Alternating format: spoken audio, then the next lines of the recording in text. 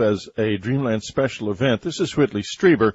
What you're about to hear is possibly the most extraordinary single interview I've ever done. Bill Birnes and I just let loose. We both know a lot of things. We have a lot of secrets. Neither of us is getting any younger, and just frankly, we kind of let our hair down. So you're going to hear a lot of things in here. Those of you who have a full subscription probably hear things about, you might all hear it. I don't really know where any of this is because it was a kind of a hallucinatory experience for both of us to do this. We talk about the Dulce experiments and why a couple of Republican senators introduced a bill forbidding the creation of human-animal hybrids shortly after the airing of an edition of UFO Hunters. And why did UFO Hunters go off the air? And why was Alien Intent, my show, shown only as a pilot on the Biography channel at 11 o'clock on Christmas Eve morning? What are they trying to hide here? What is really going on? Well, okay, all I can say is this. Bill Birnes' website is ufomag.com. Go to ufomag.com. Subscribe to the magazine.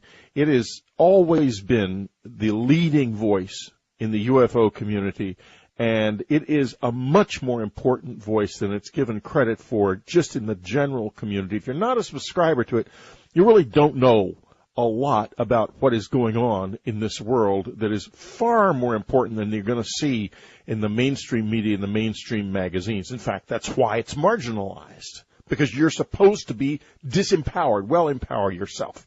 What I want to do is I want to form this a little bit more. I want to ask you about UFO Hunters right now. I want to shift gears because you have created a revolution on TV with this and opened a lot of minds that were closed before with it, received the usual bullshit criticism, and done it all. So where are you now with this thing? Well, when one of those people who I mentioned crossed our paths, this was after we had visited Dulce and the Dulce episode had aired. That's the one where Gabe Valdez, the former New Mexico State Trooper, showed the photographs of, and they were not photoshopped, they were not tampered, they were photographs, they were not digital, of this strange entity, this basic hybrid fetus of human and bovine and maybe something else inside the womb of a cow that had been mutilated and was being collected by some helicopter. The state troopers scared it off with their flashing lights. The helicopter went away, and they basically delivered this dead. They C-sectioned out this dead fetus. Well, there was a big fight at the History Channel over airing this thing. Now, remember, people think of networks as, oh, it's this network or that network. History Channel is owned by A&E, owned in part by Hearst and Capital Cities. ABC, right? ABC is owned by Capital Cities. That's owned by the Disney Company, okay, whose largest shareholder was the chairman of Apple. So, talk about the corporate hierarchy.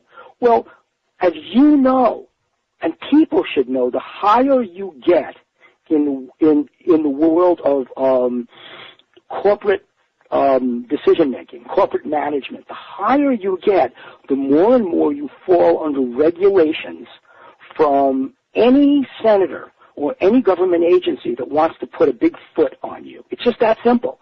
You have to go before how many committees in Congress and how many federal agencies to get approval to do certain kinds of things, put certain products on the market. You're going to toe the line.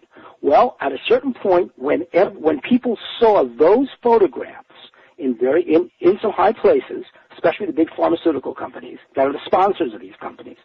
Now, just look at any History Channel episode. You'll see how many pharmaceutical companies are running ads.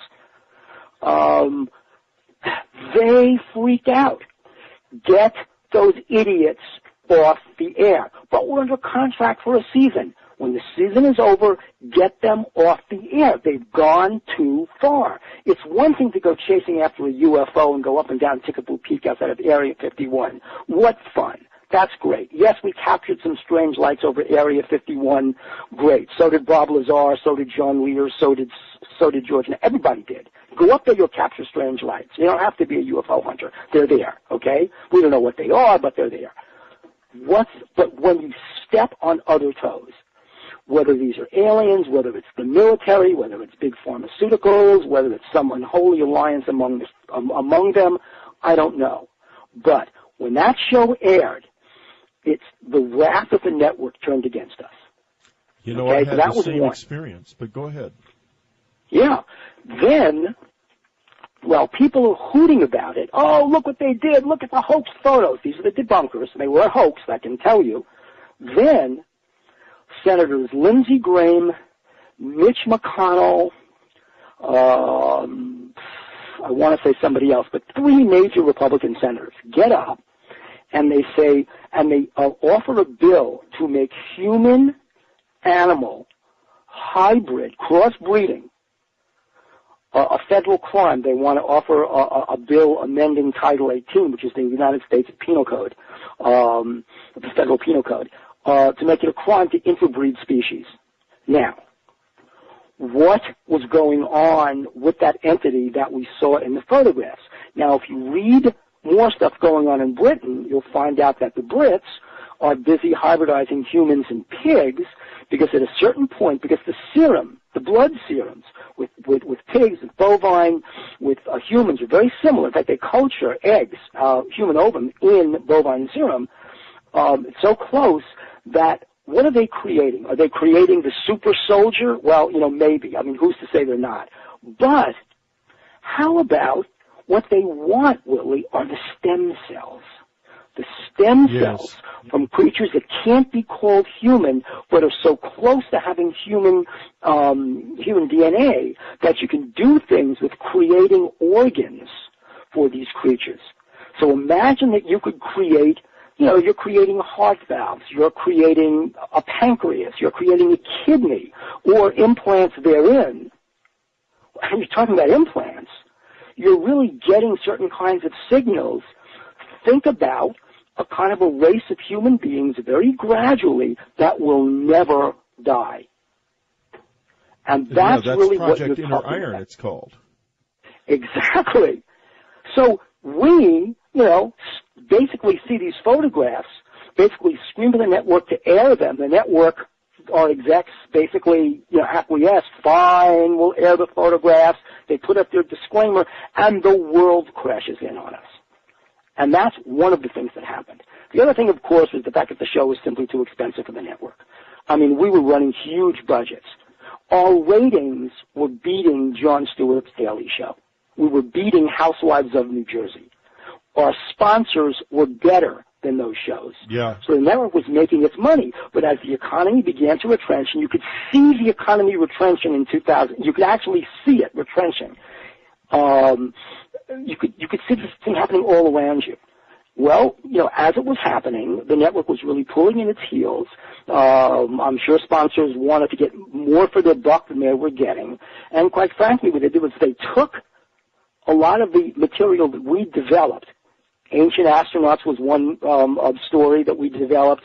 They took Space Wars was another story we developed. They took that and they farmed it out to other production companies. I mean, it was theirs. It's not when you're working for an entity like the Disney Company and A&E and the History Channel. Really, they own it, as you know. And yes,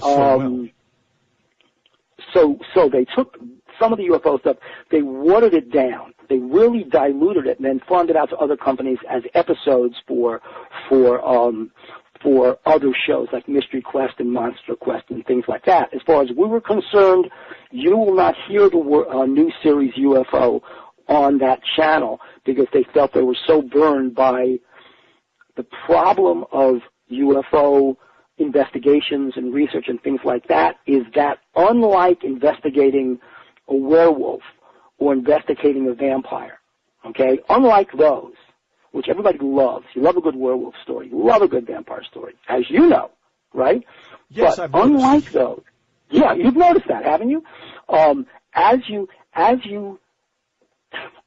as you also know, when you investigate UFO stories, you come across a bigger inconvenient truth. And we became a very inconvenient truth for the network.